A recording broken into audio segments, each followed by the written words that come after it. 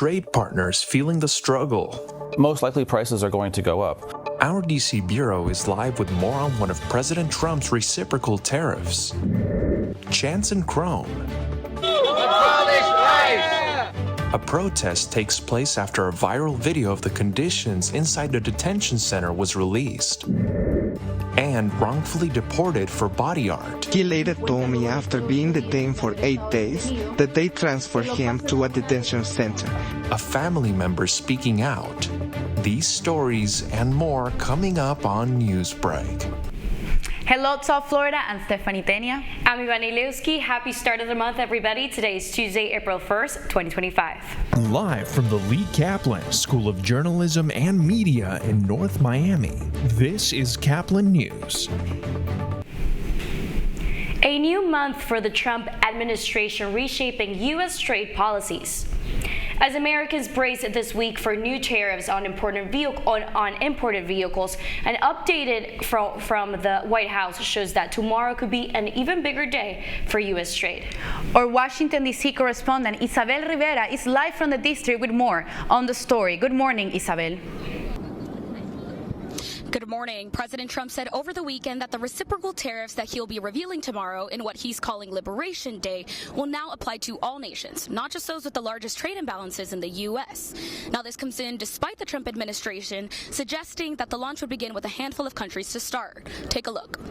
You'd start with all countries. Earlier this month, Treasury Secretary Scott Bessent singled out in a Fox Business interview what he called the Dirty 15, a list of nations with the largest trade imbalances with the U.S. that are most likely to face duties. But in comments on Sunday, the president said that any deals related to the tariffs would follow once the levies were instated. The tariffs will be far more generous than those countries were to us. Meanwhile, a 25% tariff on all imported vehicles is still slotted to take effect starting Thursday, with duties on auto parts expected shortly after. Most likely prices are going to go up by a few $1,000s at least, but it would vary from brand to brand and maybe even from model to model. Aiming to move all auto manufacturing back to the U.S., President Trump shares that he, quote, couldn't care less if car prices rise. Analysts believe a major supply chain shift would take years to implement, years American companies would spend paying tariffs to offset the effects. Economist Michael Froman says that'll spike prices for consumers. You can't overrule the laws of economics with an executive order any more than you can overrule the laws of gravity. Foreman warns that cars won't be the only goods subject to these laws of economics. He predicts that the Trump administration's tariffs would raise prices and lower demand across the board. You combine that lesser demand with what we're seeing in the decline of consumer investor confidence, you could well see a slowing of the economy. In a briefing yesterday, White House Press Secretary Caroline Leavitt confirmed that the president was considering other tariff proposals. Now, it's not known yet whether those will be traditional models, say like product by product duties or a general average on goods. However, she did confirm that countrywide exemptions were not on the table. Reporting live from Washington, D.C. for Caplin News, I'm Isabel Rivera. Election day is ahead for Florida's 6th congressional race, and the tension is rising. In Ormond Beach, GOP candidate Randy Fine with RNC co-chair Casey Crosby rallied supporters for the final campaign push. This is what Randy Fine had to say for undecided voters. We're going to win big. This is not a place that wants a Bernie Sanders-endorsed proud socialist who not only wants to defund the police, but does not believe they should carry weapons. With more than 100,000 people having already voted, turnout is an average of 18% before Election Day, with a projected final turnout of 25% plus. This morning, an immigration detention center in South Florida is facing backlash after recent reports of mistreating in the facility, as well as some detainees dead. Caplin News reporter Anthony Cruz has more outside the Crum Detention Center. Machado Guerrero is an immigration lawyer that pays frequent visits to the Crum Detention Center. Other attorneys say that the facility is at over triple its capacity, and Guerrero says that some of his clients are feeling the brunt of it. I did hear from one-on-one that said he didn't have access to a clean toilet for about 3 days. backlash to the center reignited earlier this month after a series of TikToks from a detainee who grabbed his phone when guards weren't looking showed the cramped conditions of a holding room. Estamos prácticamente secuestrados. 3 migrants have died in ICE custody since President Trump took office, and 2 of them have been in Chrome. This sparked a mass protest outside of the facility on Saturday. This is the Chrome Detention Center, an immigrant detention center in Miami-Dade County that for 4 decades has been plagued with reports of overcrowding and mistreatment of detainees. The most recent one has brought a crowd of over 100 protesters here right in front of the center. People came from all parts of the state to spread one message.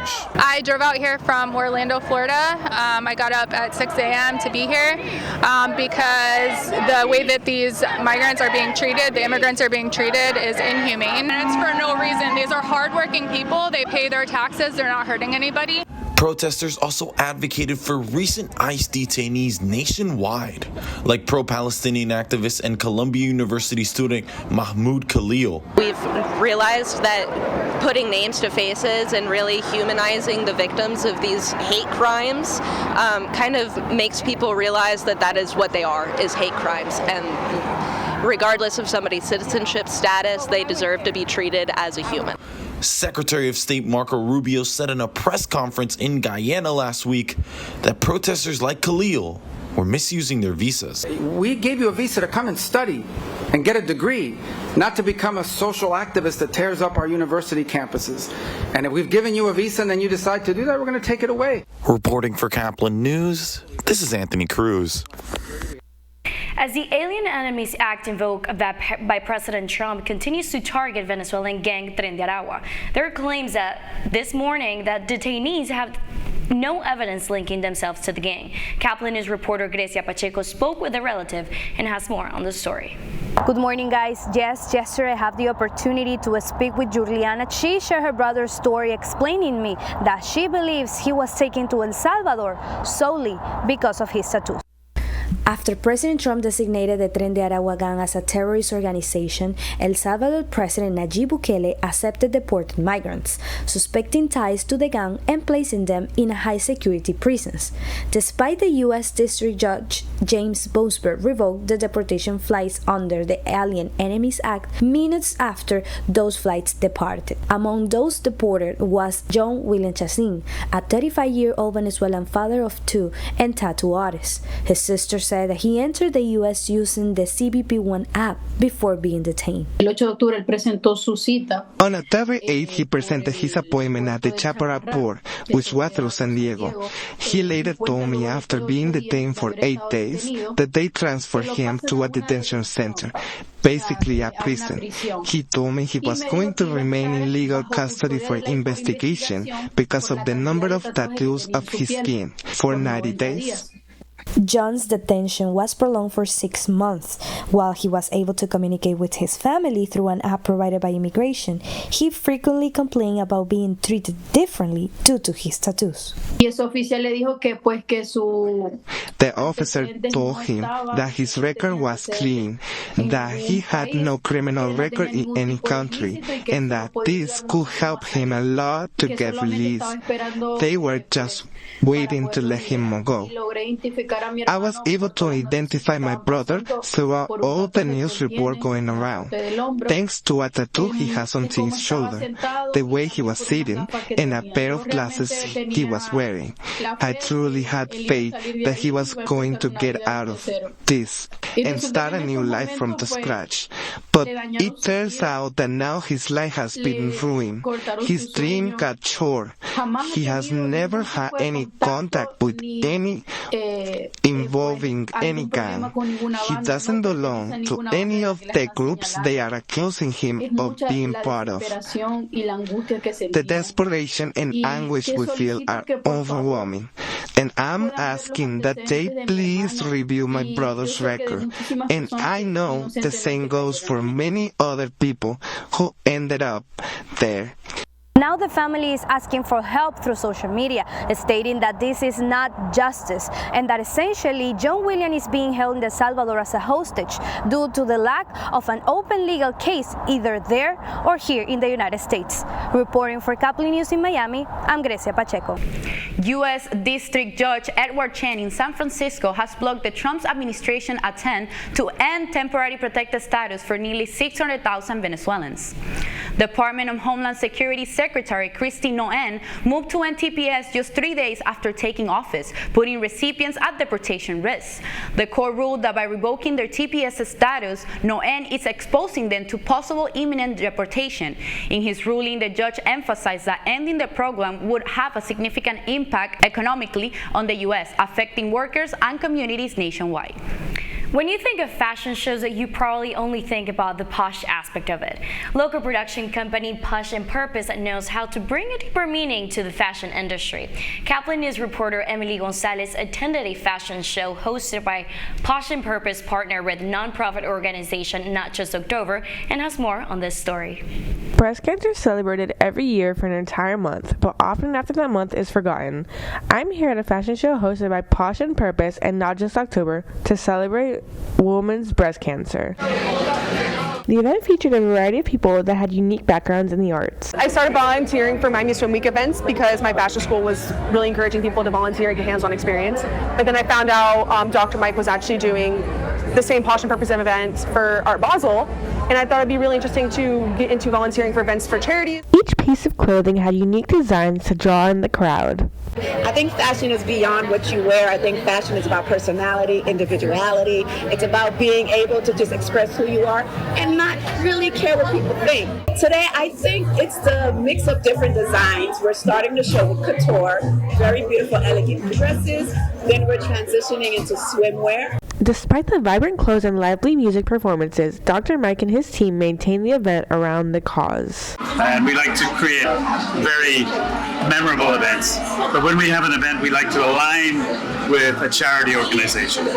So tonight we're aligning with an organization called Not Just October, and they support women with breast cancer. So part of our ticket sales go to them, but also we're displaying their QR code throughout the event. The night was filled with live performances, unique designs, a variety of models, and donations for the cause. Reporting for Caplin News in Wynwood, I'm Emily Gonzalez. The Heat looking to keep their winning streak going. That's still ahead, and so is the story. The fair is definitely a staple to Miami-Dade County. How FIU students can get free tickets to this year's youth fair. We'll have more details when Newsbreak returns in 2 minutes.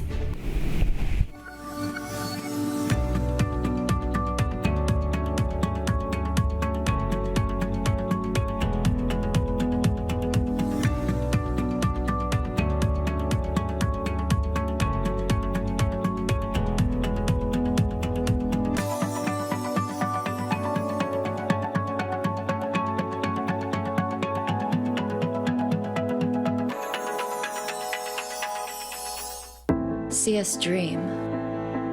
See us remember. See us protest. You matter. Your feelings matter. Your identity matters. Everything about who you are matters. See us fight back. See us rebuild. See us shatter stereotypes. See us inspire. See us united. See us now. There are 16 million children struggling with hunger in America. That's 1 in 5 daughters, sons, neighbors, and classmates who don't know where their next meal is coming from. Yet billions of pounds of good food go to waste every year. It's time we do something about it. Feeding America is a nationwide network of food banks that helps provide meals to millions of kids and families in need. Visit feedingamerica.org to help them feed even more. Together, we can solve hunger. Together, we're feeding America.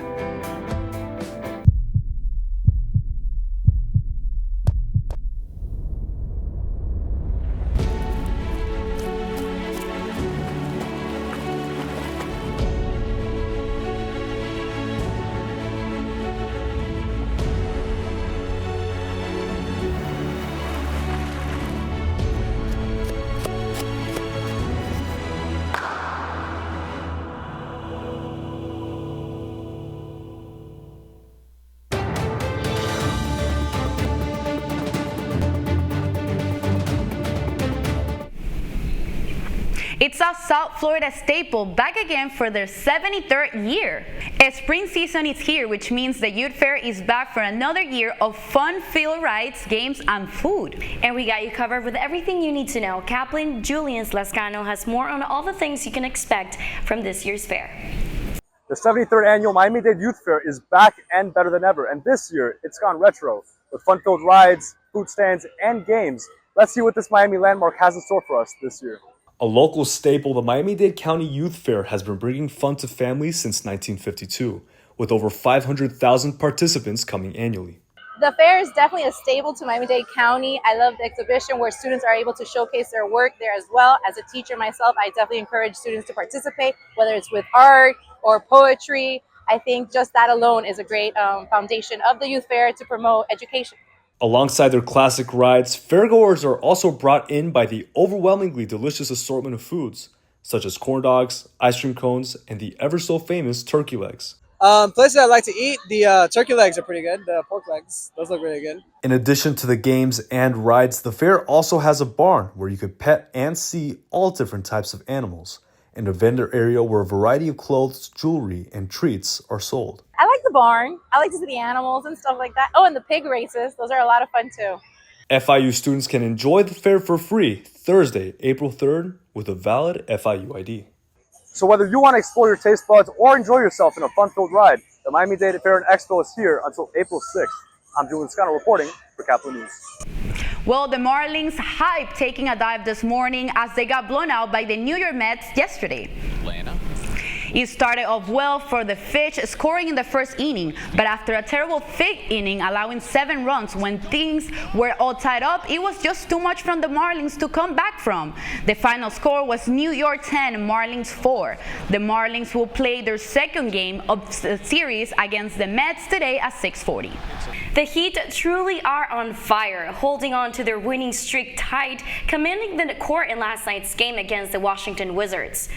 Bam Adebayo and Tyler Hero set the tone early for this game, with Adebayo scoring 16 points in just a 10-minute burst. Hero did struggle, failing to connect on 6 3-point attempts, yet still managed to contribute 27 points. The Heat are really turning their season around by starting to prioritize efficient shots, which is impressive to see. Final score for this game was Heat 120, Washington 94. The Heat will be playing an away game tomorrow night against the Boston Celtics. That's all the time we have for Newsbreak. I'm Stephanie Tenia. I'm Ivanuleski. Get more news anytime at caplinnews.fiu.edu. Happy April Fools!